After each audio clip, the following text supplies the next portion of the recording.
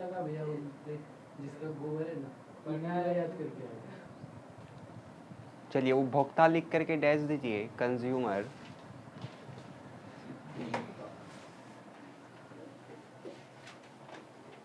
उपभोक्ता लिख करके डैश दीजिए। बताइए कौन होता है उपभोक्ता? उपभोक्ता जो सामान का यूज करता है। जो सामान का यूज करता है उसको क्या बोलते हैं? उपभोक्ता। यानी कि अगर इसको हम अर्थशास्त्र के लैंग्वेज में लिखें तो उपभोक्ता वह आर्थिक एजेंट है जो अपना उपभोग क्रिया के द्वारा, किसके द्वारा? उपभोग क्रिया के द्वारा अपने विभिन्न आवश्यकताओं को क्या करता है? पूरा करता है। बात समझ में आया? तो पूछेगा आपसे कोई कि उपभोक्ता कौन है, तो सिंपल इसमें लिखिएगा उपभोक्ता वह आर्थिक एजेंट है जो उपभोग क्रिया के द्वारा अपनी विभिन्न आवश्यकताओं को क्या करता है? पूरा करता है। अब ये उपभोक्ता कहने का मतलब केवल एक व्यक्ति नहीं होगा। यहाँ पे उपभोक्ता कहने का मतलब केवल एक व्यक्ति नहीं होगा, बल्कि व्यक्ति तो होगा ही, इसके साथ साथ व्यक्तियों का समूह भी होगा, इसके साथ साथ परिवार भी होगा, इसके साथ साथ कोई संगठन या संस्था है वो भी होगा। बात समझ में आया? तो यहाँ तक में किसी को कोई दिक्कत है? तो सिंपल आपसे पूछा जाएगा कि उपभोक्ता कौन है, तो इसमें लिखिएगा उपभोक्ता वह आर्थिक एजेंट है जो अपने उपभोग क्रिया के द्वारा अपनी विभिन्न आवश्यकताओं को क्या करता है? पूरा करता है। बात समझ में आया? उपभोक्ता एक व्यापक शब्द है जिसमें व्यक्ति, व्यक्तियों का समूह, परिवार एवं संस्था भी आता है। समझ में आया? जैसे मान के चलिए ये बोर्ड है, तो इस बोर्ड का हम क्या कर रहे हैं? उपभोग कर रहे हैं, यानी कि हम क्या हो गए? उपभोक्ता हो गए। बात समझ में आया? आप लोग जैसे साइकिल से चलते हैं या बाइक से चलते होंगे, तो उसका आप लोग क्या कर रहे हैं? उपभोग कर रहे हैं, तो आप लोग क्या कहलाइएगा? उपभोक्ता कहलाइएगा। बात समझ में आया? तो यहाँ तक में किसी को कोई दिक्कत? अच्छा एक सवाल पूछते हैं, बताइए जो छोटा नवजात शिशु होता है क्या वो उपभोक्ता का श्रेणी में आएगा या नहीं आएगा?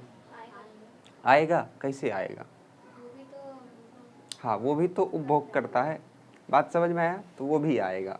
दिक्कत यहाँ तक में किसी को? तो उपभोक्ता कौन है, इसमें किसी को कोई कष्ट? तो सिंपल लिखना है आपको, उपभोक्ता वह आर्थिक एजेंट है जो भी अपने उपभोग क्रिया के द्वारा अपने विभिन्न आवश्यकताओं को पूरा करता है।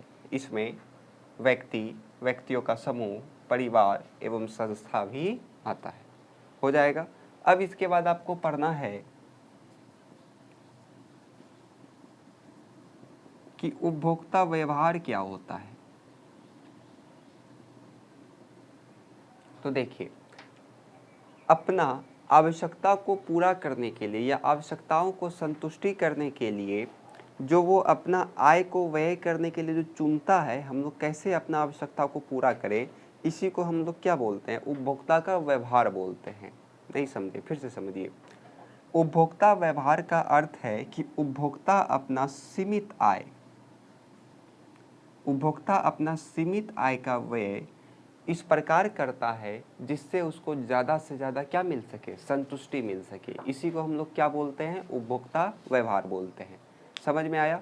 उपभोक्ता व्यवहार का अर्थ है कि कोई उपभोक्ता अपने सीमित आय का व्यय इस प्रकार करता है कि उसको ज़्यादा से ज़्यादा क्या मिल सके? उससे संतुष्टि मिल सके। दिक्कत यहाँ तक में किसी को? इसके बाद इसी से एक संबंधित है, उपभोक्ता व्यय हो गया, उपभोक्ता संतुलन।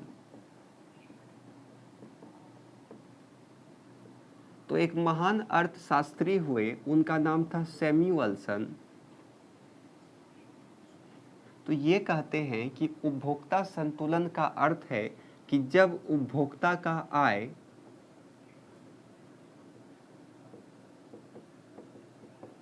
बाजार कीमत से प्राप्त जो संतुष्टि है अधिक हो जाता है, तो उसी को हम लोग क्या बोलते हैं? उपभोक्ता संतुलन बोलते हैं। बात समझ में आया? हम क्या बोल रहे, ध्यान से समझिएगा।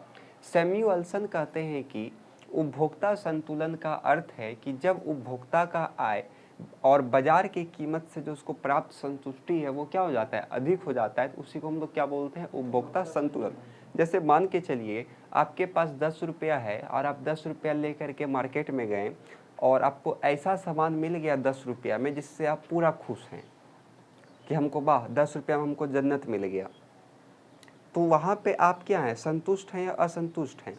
संतुष्ट हैं। इसका मतलब वहाँ पे आप उपभोक्ता क्या है, संतुलन में है। बात समझ में आया? अब जैसे मान के चलिए कोई 100 रुपया मार्केट लेकर के गया, मेला में गया 100 रुपया लेकर के, वो सोचा कि मेला में हम खरीदेंगे बहुत कुछ, लेकिन उस 100 रुपया में उसको ऐसा चीज़ पसंद आ गया जो वहाँ उसको अच्छा लगा। जैसे मॉल गया, मेला में वो मॉल गया, मॉल में वो एक टी शर्ट खरीद के लाया, मॉल में टी शर्ट बड़ा चमक रहा था, 10 लाइट जल रहा है तो चमकबे करेगा। और घर जा करके जैसे आकर के देखता है तो एकदम पंचर लगता है देखने में, तो वहाँ पे क्या वो संतुष्ट होगा? नहीं होगा। आप लोग के साथ भी अक्सर हुआ होगा, मॉल गए होंगे, वहाँ कपड़ा बढ़िया लग रहा होगा, लेकिन जैसे घर आकर के पहनते हैं लगता है कौन कपड़ा उठा करके हम लेते आए हैं। हाँ, वहाँ आपका चेहरा भी चमकने लगता है, पता हम इतना सुंदर हैं, है ना। मॉल का है ना, आप देखिएगा 2 जगह का, एक मॉल का, एक सैलून का,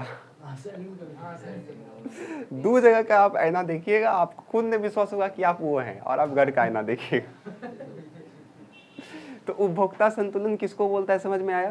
तो उपभोक्ता संतुलन में आपको लिखना है, सैमुअल्सन के अनुसार उपभोक्ता संतुलन का अर्थ है कि जब उपभोक्ता का आय और बाजार कीमत से जो प्राप्त संतुष्टि है वो क्या हो जाता है, अधिक हो जाता है, तो उसी को हम क्या बोलते हैं, उपभोक्ता संतुलन कहते हैं। समझ में आया? दिक्कत? अर्थशास्त्री है, विभिन्न अर्थशास्त्री का डिफिनेशन आपको इसमें याद रखना पड़ता है। तो यहाँ तक में किसी को कोई दिक्कत है? हो जाएगा, एक बार फिर से समझ लीजिए। उपभोक्ता किसे कहेंगे? तो उपभोक्ता वह आर्थिक एजेंट है जो अपने उपभोग क्रिया के द्वारा अपने विभिन्न आवश्यकताओं को क्या करता है, पूरा करता है। उपभोक्ता एक व्यापक शब्द है जिसके अंतर्गत व्यक्ति, व्यक्तियों का समूह, परिवार, संस्था इत्यादि आता है। हो जाएगा। फिर है आपका कि उपभोक्ता व्यवहार क्या है? तो उपभोक्ता व्यवहार का अर्थ है कि उपभोक्ता अपने आय का इस प्रकार व्यय करता है जिससे उसको ज़्यादा से ज़्यादा क्या मिल सके, संतुष्टि मिल सके। उपभोक्ता संतुलन क्या है? तो सैमुअल्सन के अनुसार उपभोक्ता संतुलन का अर्थ है कि उपभोक्ता का आय और बाजार कीमत का जो संतुष्टि है वो क्या होगा, अधिक होगा। इसी को हम लोग क्या बोलते हैं, उपभोक्ता संतुलन बोलते हैं। यहाँ तक में किसी को कोई दिक्कत है? चलिए फटाफट लिखिए, उपभोक्ता लिखिए डैश दे करके। उपभोक्ता वह आर्थिक एजेंट है, उपभोक्ता वह आर्थिक एजेंट है, हाँ, उपभोक्ता वह आर्थिक एजेंट है जो उपभोग क्रिया के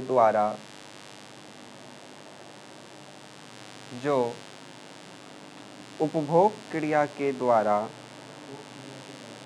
अपनी विभिन्न आवश्यकताओं को पूरा करता है, अपनी विभिन्न आवश्यकताओं को पूरा करता है। Para change. उपभोक्ता शब्द एक व्यापक शब्द है, उपभोक्ता एक व्यापक शब्द है, उपभोक्ता एक व्यापक शब्द है जिसमें, हाँ, एक व्यापक शब्द है जिसमें व्यक्ति, व्यक्तियों का समूह,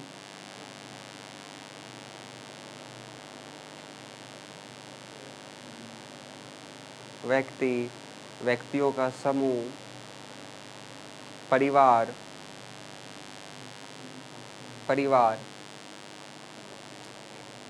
या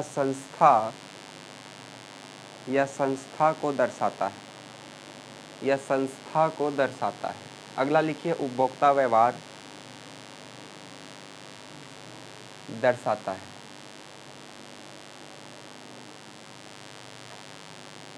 संस्था लिखिए, उपयोगिता, उपभोक्ता व्यवहार में डैश दे करके लिखिए।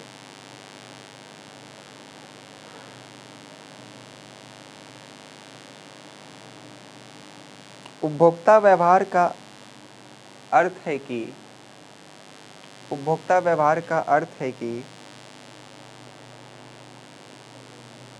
उपभोक्ता व्यवहार का अर्थ है कि उपभोक्ता अपने सीमित आय को इस प्रकार व्यय करता है, उपभोक्ता अपने सीमित आय को इस प्रकार व्यय करता है, सीमित आय को इस प्रकार व्यय करता है जिससे, इस प्रकार व्यय करता है जिससे उसे ज़्यादा से ज़्यादा संतुष्टि प्राप्त हो सके, जिससे उसे ज़्यादा से ज़्यादा संतुष्टि प्राप्त हो सके।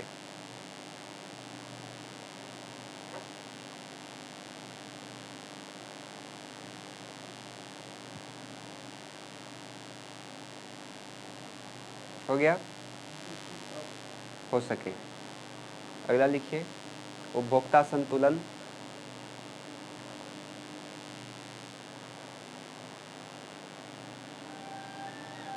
उपभोक्ता संतुलन में डैश दे करके लिखिए, सैमुअल्सन के अनुसार, सैमुअल्सन के अनुसार, सैमुअल्सन के अनुसार उपभोक्ता संतुलन का अर्थ है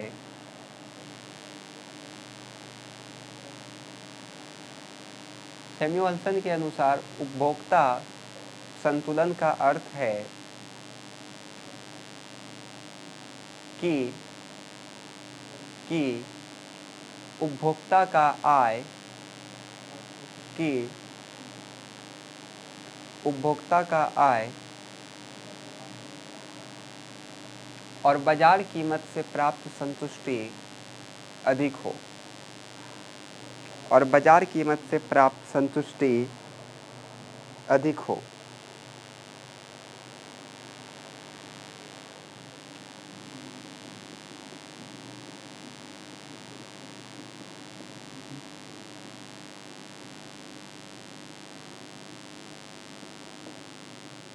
देखिए, अगला है यूटिलिटी यानी कि उपयोगिता। तो प्रोफेसर फेजर ने कहा कि उपयोगिता कुछ नहीं है, बस केवल और केवल इच्छा करना है। प्रोफेसर फेजर के अनुसार उपयोगिता कुछ नहीं बल्कि उपयोगिता एक क्या है, तो इच्छा करना है। अब ये जो उपयोगिता होता है इसका इच्छा दो तरह का हो सकता है, एक तो सकारात्मक हो सकता है और दूसरा नकारात्मक हो सकता है। ध्यान से इसको समझिएगा, क्योंकि इकोनॉमिक्स वही बच्चा को समझ में आएगा जो हर एक टॉपिक का हर एक वर्ड को अच्छा से समझेगा, अन्यथा वो भूल जाइए कि इकोनॉमिक्स में उसका 35 नंबर से भी बेसी आ जाएगा। ये बात याद रहे, और ये आगे भी आपको बहुत ज़्यादा काम देगा इन फ्यूचर में जब आप कम्पिटिटिव एग्जाम में बैठिएगा। तो प्रोफेसर फेजर कहते हैं कि उपयोगिता और कुछ नहीं, बस केवल और केवल क्या है, हम लोगों का इच्छा है।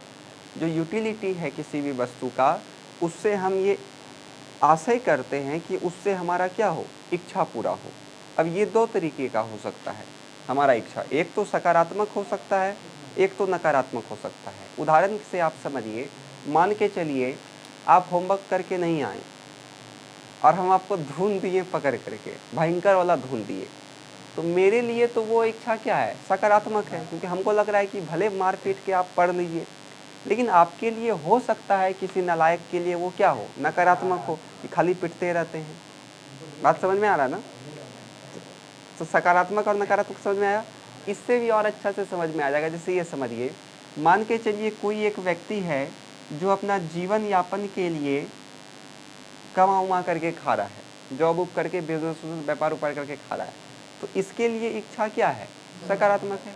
लेकिन यहीं पे कोई व्यक्ति, हाँ, लेकिन यहीं पे कोई व्यक्ति है जो अपना जीवन यापन चोरी डकैती करके करता है, ठीक, तो इस व्यक्ति के लिए इसका इच्छा क्या होगा, सकारात्मक होगा।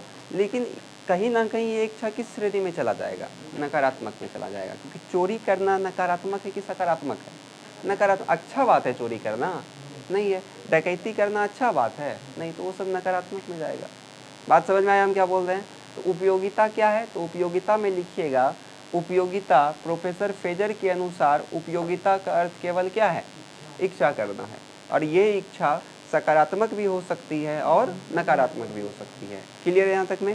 अब उपयोगिता का आखिर में क्या क्या विशेषता है उसको आप समझ जाइएगा तो आपको पूरा उपयोगिता और अच्छे से समझ में आ जाएगा। तो इसको ध्यान से देखिएगा कि उपयोगिता का विशेषता क्या है।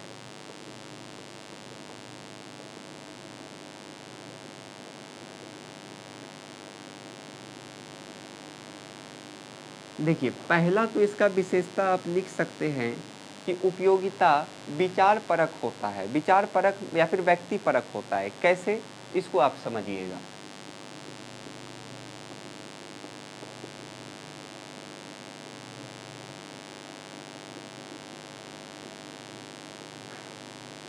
व्यक्ति परक कैसे होता है? तो आपको पता है विभिन्न स्थान बदलने के साथ व्यक्ति का उपयोगिता भी क्या हो जाता है? बदल जाता है। स्थान बदलने के साथ व्यक्ति का उपयोगिता भी क्या होगा?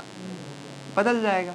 जैसे मान के चलिए आप अभी बिहार में रहते हैं तो आपको ज़्यादा पसंद क्या है? प्याज। क्या पसंद? क्या बोले आप? प्याज बोले। क्या पसंद है? आलू। अरे खाना में बताइए ना, एक डिश क्या बताते हैं? सत्तू एक बच्चा बोला। और कोई? वो बोला सुअर का मीट। चलिए कोई बात नहीं। सौरभ कुमार बोल रहा है सौरभ सुअर का मीट हमको पसंद है।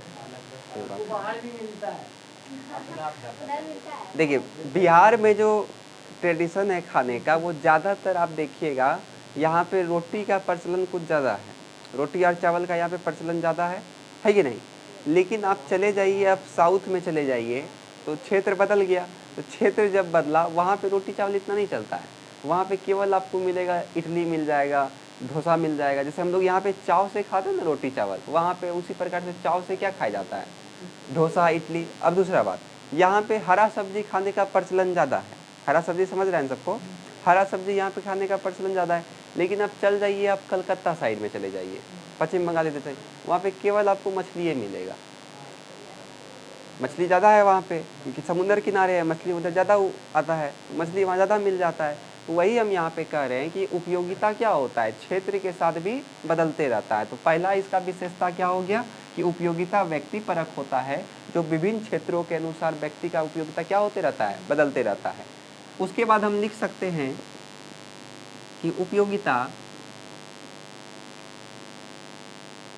मनोवैज्ञानिक होता है। इसका मतलब क्या हो गया? तो देखिए, ऐसा जरूरी है क्या जो आपका उपयोगिता किसी वस्तु से है क्या वही उपयोगिता मेरा भी होगा? नहीं। हो सकता है हम चाकू खरीदें सब्जी बनाने के लिए, आप लोग चाकू खरीदें किसी का मर्डर करने के लिए।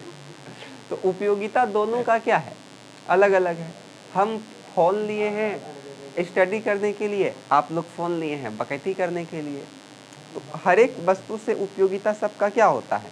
अलग अलग होता है। मतलब वो किस पे निर्भर करता है? हम लोगों के मन के ऊपर में निर्भर करता है। तो दूसरा क्या हो गया कि उपयोगिता क्या होता है? मनोवैज्ञानिक पर आधारित होता है। सभी व्यक्ति का उपयोगिता क्या होता है? अलग अलग होता है। बात समझ में आया? उसी तरीके से आप लिख सकते हैं कि उपयोगिता विचार सापेक्षिक होती है। इसका मतलब क्या होता है? बदलते रहता है उपयोगिता। जैसे गर्मी के दिन में आपको सूती कपड़ा पसंद है, लेकिन वहीं अगर ये ठंडी आ जाता है तो सूती कपड़ा पसंद होता है क्या? तो वो आपका उपयोगिता क्या हो जाता है? बदल जाता है। सर्दी में आपको कौन सा कपड़ा पसंद होता है?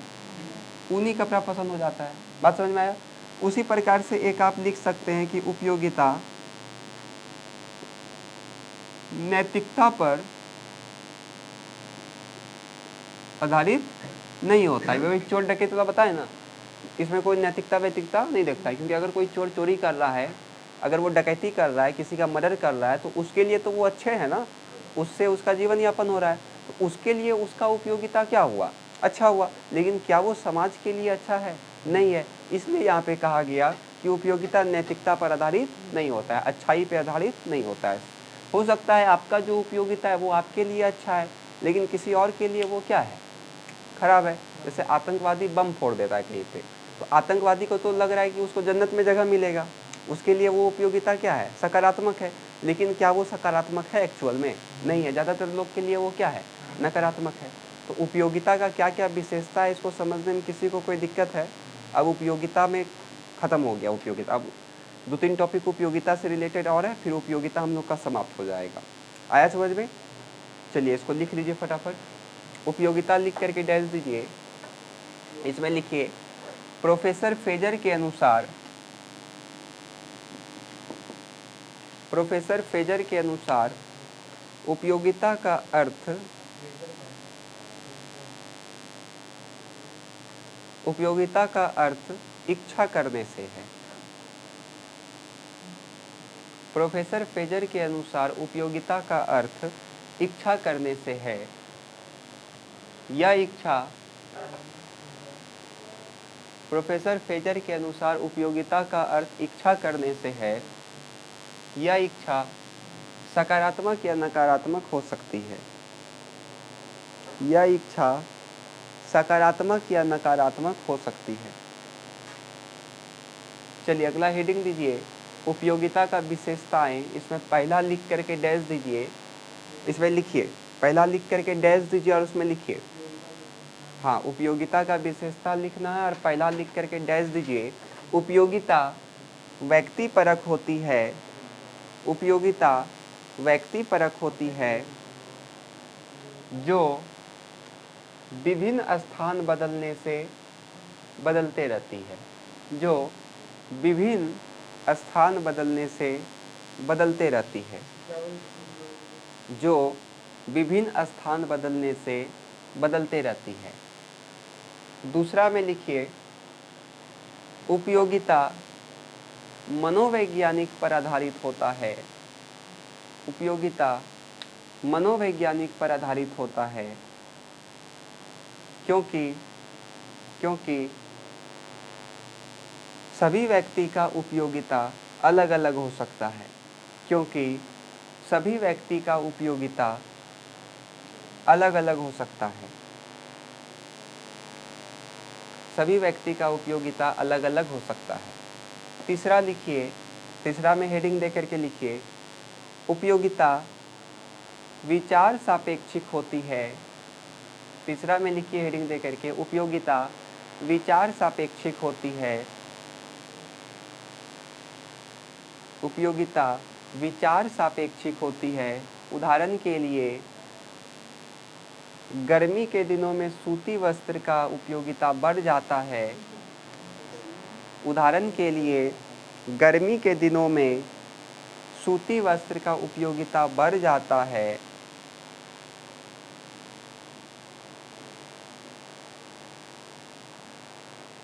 सूती वस्त्र का उपयोगिता बढ़ जाता है तो वहीं सर्दी के दिनों में ऊनी वस्त्र का उपयोगिता बढ़ जाता है।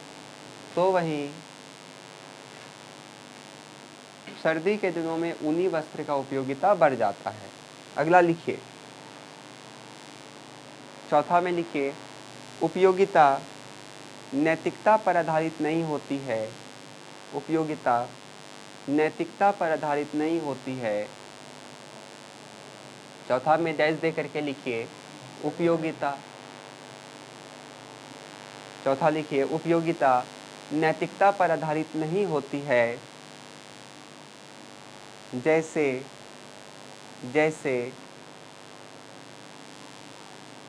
किसी चोर, जैसे किसी व्यक्ति के लिए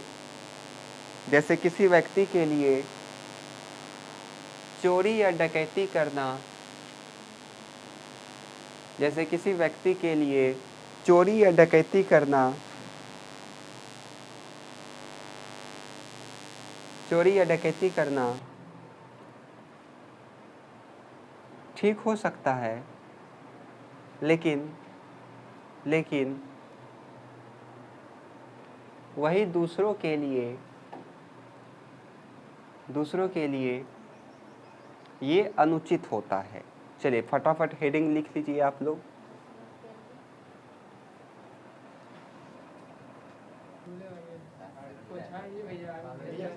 इसके लिए सकारात्मक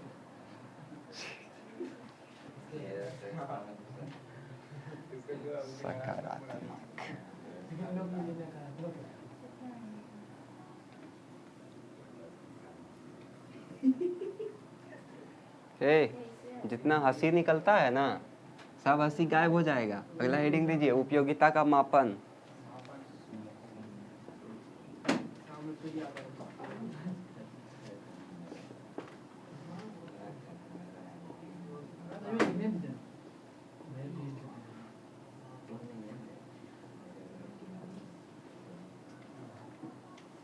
चलिए समझा जाए। उपयोगिता को हम लोग माप सकते हैं क्या? नहीं। तो इसी प्रकार का विचार दो अर्थशास्त्री के मन में आता है। एक बोलता है कि उपयोगिता को हम लोग गणना कर सकते हैं, मतलब गणनात्मक होता है। ये उपयोगिता गणनात्मक होता है, जिसको हम लोग मुद्रा के द्वारा नापते हैं। मुद्रा समझ रहे हैं ना? हाँ, पैसा। जबकि प्रोफेसर हिंस कहते हैं कि नहीं, उपयोगिता को हम गणना नहीं कर सकते हैं, बस केवल और केवल हम उसको एक क्रम में लिख सकते हैं, यानी कि क्रमानात्मक।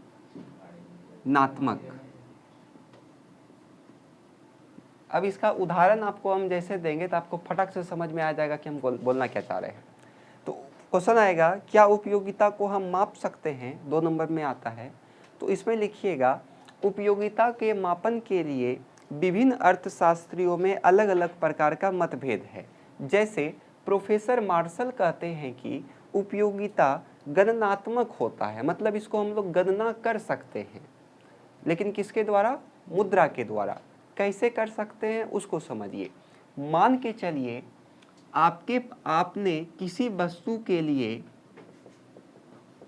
10 रुपए खर्च किया, ठीक है? तो आपने किसी वस्तु के लिए जब 10 रुपए खर्च किया तो उससे कुछ आपको उपयोगिता मिला होगा।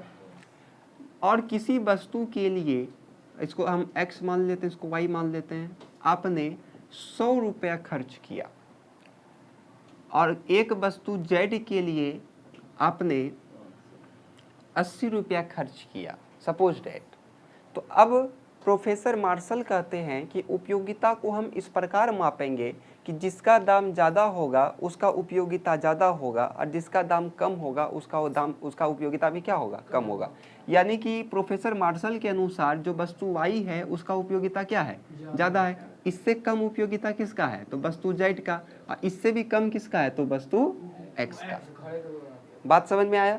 हम क्या बोले आप अब समझ में आ गया हो आप लोग को, है कि नहीं? अब जैसे खाने पीने का अगर एग्जाम्पल से आप समझिएगा, मान के चलिए आप 30 रुपये में एक प्लेट, देखिए मोमोज कितना याद रहता है, एक प्लेट मोमो खाते हैं, कच्चा मैदा खाया आपने 30 रुपये में। 50 रुपये में आपने एक प्लेट चाउमीन खाया, 50 रुपया प्लेट है इधर। और 70 रुपये में आपने छोला भटूरा खाया, ठीक? तो प्रोफेसर मार्शल बोलता है कि इसका दाम ज़्यादा है तो इसका उपयोगिता क्या होगा? ज़्यादा होगा। इसका दाम इससे कम है तो इसका उपयोगिता उससे क्या होगा? कम होगा। बात समझ में आया हम क्या बोल रहे हैं? इसमें किसी को कोई दिक्कत है? तो इसी का विरोध किया किसने? हिंस ने। ये बोला कि नहीं, आप ऐसा कैसे बोल सकते हैं? हो सकता है किसी को छोला भटूरा से भी ज़्यादा पसंद मोमोज है, जिसका 30 रुपया में उसका उपयोगिता पूरा हो जा रहा है, और उसके लिए वही उपयोगिता ज़्यादा है कि नहीं? तो वही ये बोलता है कि हम उपयोगिता को गिन नहीं सकते हैं, गणना नहीं कर सकते हैं, उसको हम एक क्रम में रख सकते हैं कि इस प्रकार से 1 2 3, हम उसको गिन नहीं सकते हैं, हम उसको क्रम दे सकते हैं कि इससे उपयोगिता मेरा। अब जैसे देखिए, कोई एक लड़का है जिसको मान के चलिए छोला भटूरा पसंद है, तो ये पहला में किसको रखेगा? छोला भटूरा रखेगा। उसके बाद इसको मोमोज पसंद है तो ये दूसरा में किसको रखेगा? मोमोज को रखेगा। उसके बाद किसी को चाउमीन पसंद है, ये चाउमीन रखेगा। बात समझे? वहीं पे कोई एक लड़का ऐसा भी है जिसको पसंद है चाउमीन, तो वो चाउमीन को पहले रखेगा। किसी को उसके बाद छोला पसंद है, मोमो पसंद है तो मोमो को रखेगा। उसके बाद वो छोला है तो छोला भटूरा रखेगा। देखिए, तो इसको हमने क्या किया? क्रम में सजाया कि नहीं? क्रम में रखे कि नहीं? दाम से हमको कोई फर्क पड़ा क्या? नहीं पड़ा। तो वही प्रोफेसर हिंस कहता है कि उपयोगिता को हम लोग गिन नहीं सकते हैं। मुद्रा के द्वारा हम उसको नहीं कर सकते हैं कि गणना कर सकते हैं कि ये होगा पहले, ये होगा पहले, क्योंकि सबका क्या है, अलग अलग उपयोगिता है। उसको हम केवल और केवल क्रम में रख सकते हैं। लेकिन प्रोफेसर मार्शल कहता है कि नहीं, उपयोगिता को हम गिन सकते हैं। किसके द्वारा गिन के सकते हैं? तो मुद्रा के द्वारा गिन सकते हैं। बात समझ में आया? और किस प्रकार से गिन सकते हैं तो वो आपको समझ में आ गया। तो यहाँ तक में किसी को कोई दिक्कत है? बोलना कैसे है उसको ध्यान से समझिएगा। क्वेश्चन आएगा कि या क्या उपयोगिता मापनीय है, उपयोगिता का मापन हो सकता है, तो इसमें लिखिएगा उपयोगिता के मापन के संदर्भ में विभिन्न अर्थशास्त्रियों के बीच में अलग अलग मतभेद है। कुछ अर्थशास्त्री कहते हैं कि उपयोगिता गणनात्मक होता है, जबकि कुछ अर्थशास्त्री कहते हैं कि नहीं, उपयोगिता क्रमनात्मक होता है। ठीक है, अब फिर इसमें लिखिएगा प्रोफेसर मार्शल के अनुसार उपयोगिता जो होता है वो गणनात्मक होता है, जिसको मुद्रा के द्वारा हम उसको गणना कर सकते हैं। उदाहरण अपने से लिख लीजिएगा। उसी प्रकार से प्रोफेसर हिंस कहते हैं कि उपयोगिता क्रमनात्मक होता है, जिसको हम गिन नहीं सकते हैं, बस केवल क्रम में लिख सकते हैं। बात समझ में आया? और एग्जाम्पल आपको खुद से लिख देना है। एग्जाम्पल भी हमको लिखाना पड़ेगा। चाउमीन फॉमिन वहाँ मत लिखिएगा, वहाँ वस्तु XYZ करके लिखना है या ABC करके लिखना है। वो चाउमीन, बर्गर, पिज्जा, ढिज्जा पे वहाँ लिख दीजिएगा। या तो जो कॉपी चेक करेगा उसका मुंह में पानी आ जाएगा, गिर जाएगा पानी में, बस आपका सब कॉपी चौपट हो गया। तब अभी जैसे मोमोज का नाम आ रहा था तो सुमित का मुंह से पानी निकल रहा है, देखिए उसका कॉपी भीग गया। चलिए लिखा जाए, उपयोगिता के मापन के संदर्भ में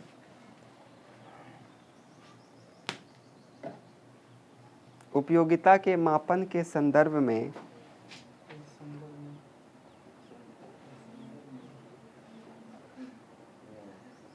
विभिन्न अर्थशास्त्रियों के बीच में, विभिन्न अर्थशास्त्रियों के मध्य, विभिन्न अर्थशास्त्रियों के मध्य, विभिन्न अर्थशास्त्रियों के मध्य अलग अलग मतभेद हैं। विभिन्न अर्थशास्त्रियों के मध्य अलग अलग मतभेद हैं।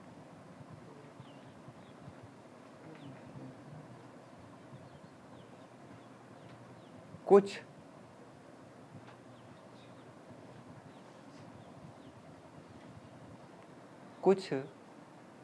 अर्थशास्त्री कहते हैं कि उपयोगिता गणनात्मक है। कुछ अर्थशास्त्री कहते हैं कि उपयोगिता गणनात्मक है, तो वहीं कुछ अर्थशास्त्री के अनुसार उपयोगिता क्रमनात्मक है। कुछ अर्थशास्त्री कहते हैं कि उपयोगिता गणनात्मक है, तो वहीं कुछ अर्थशास्त्री कहते हैं कि उपयोगिता क्रमनात्मक है, क्रमनात्मक है। हो गया?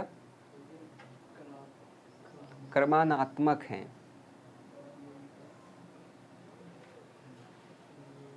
चलिए लाइन चेंज करिए। प्रोफेसर मार्शल के अनुसार, प्रोफेसर मार्शल के अनुसार उपयोगिता गणनात्मक है। प्रोफेसर मार्शल के अनुसार उपयोगिता गणनात्मक है, जिसे मुद्रा की सहायता से गणना किया जा सकता है। प्रोफेसर मार्शल के अनुसार उपयोगिता गणनात्मक है। प्रोफेसर मार्शल के अनुसार उपयोगिता गणनात्मक है, जिसे मुद्रा की सहायता से गणना किया जा सकता है, जिसे मुद्रा की सहायता से गणना किया जा सकता है।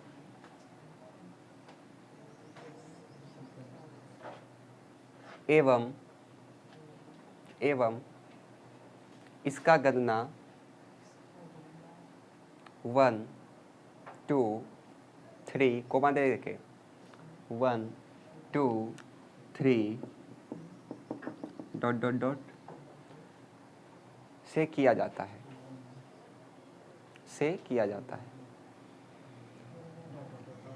लाइन चेंज करिए। प्रोफेसर हिंस के अनुसार, प्रोफेसर हिंस के अनुसार, प्रोफेसर हिंस के अनुसार उपयोगिता का गणना नहीं किया जा सकता है। प्रोफेसर हिंस के अनुसार उपयोगिता का गणना नहीं किया जा सकता है, उपयोगिता का गणना नहीं किया जा सकता है, इसे बस क्रमणात्मक रूप से इसी प्रकार से लिखिए 1 2 3 उसका डॉट डॉट डॉट डॉट के रूप में लिखा जा सकता है।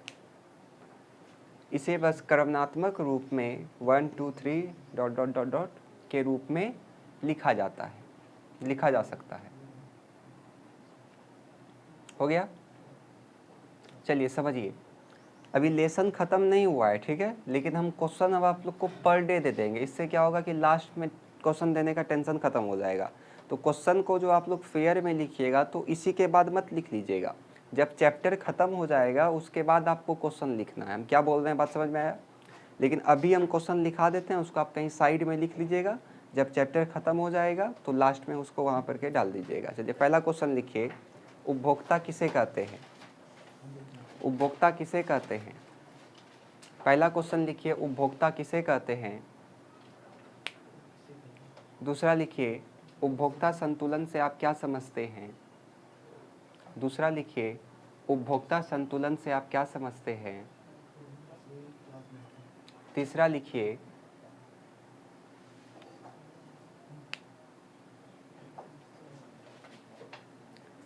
लिखिए, उपभोक्ता व्यवहार से आप क्या समझते हैं? उपभोक्ता व्यवहार से आप क्या समझते हैं? चौथा लिखिए, उपयोगिता क्या है, इसकी विशेषताओं को लिखें। उपयोगिता क्या है, इसकी विशेषताओं को लिखें। उपयोगिता क्या है, इसकी विशेषताओं को लिखें।